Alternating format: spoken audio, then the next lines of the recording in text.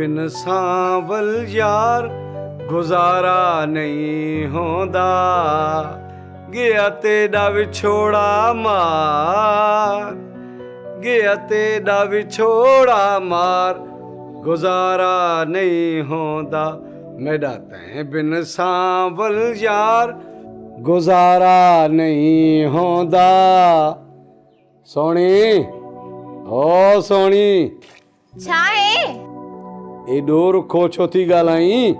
न न मखर हणी पोइ थी ॻाल्हायां, ईअं न। चांहि खणी अच, मूंखे वञणो आहे दोस्तनि वटि। खणी थी अचां, खणी थी अचां।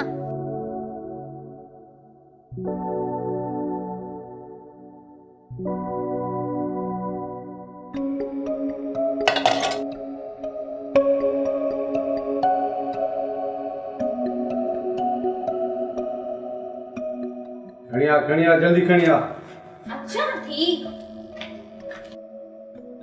वठ चाय, खणी आई आहियां, पी।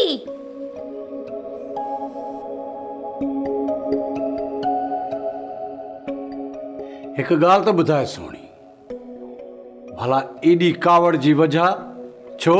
जहिड़ा लक्षण अथई न, तोता त कावड़ मुंहिंजी हिकु घड़ी न लहंदी। अभो, चइबो त बादल एॾो ख़राबु आहे जो बादल जे लक्षणनि ते तुंहिंजी कावड़ ख़तम ई नथी थिए। नलके ते राणीअ ते छो पियो शक करीं? झंग में कंहिंखे ॻोल्हण वएं? चइबो त एतिरी ॻाल्हि ते कावड़। तो लाइ त का ॻाल्हि ई न आहे। ससुई मूंसां गॾु हुई, ओ छा सोचींदी हूंदी असां भेणनि जे बारे में? छा वरी छा सोचींदी? जेको सोचींदी सोचण ॾीस। बादल ते को बि फ़र्क़ु नथो पवे। तूं पंहिंजी ज़बान जी धा रखे, एतिरो तेज़ न कर। तोखे शायदि इहा ख़बर ई न आहे, बादल जे अॻियां चङा भला बादल खे ॾिसी रस्तो ई मटाए वेंदा आहिनि। बादल सिधी रांदि कंदो आहे सोटे जी, ऐं तूं सिकियो बि त इहो ई आहे न, रुगो जहिड़ा झटा। ॿियो तोखे ईंदो छा आहे? हाणे इहा झिरकियुनि वारी चिर चिर छॾ। चओ सच त लॻे थी कावड़।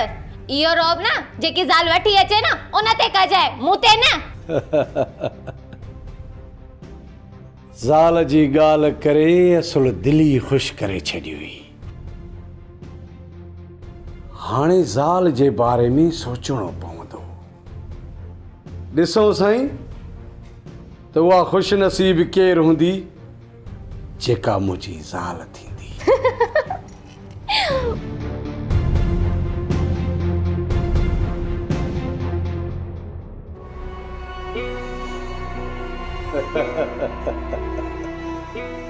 सफ़ा का चरी छोकिरी आहे,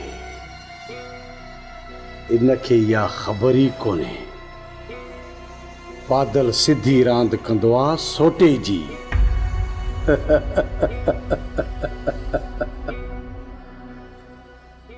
दर्दन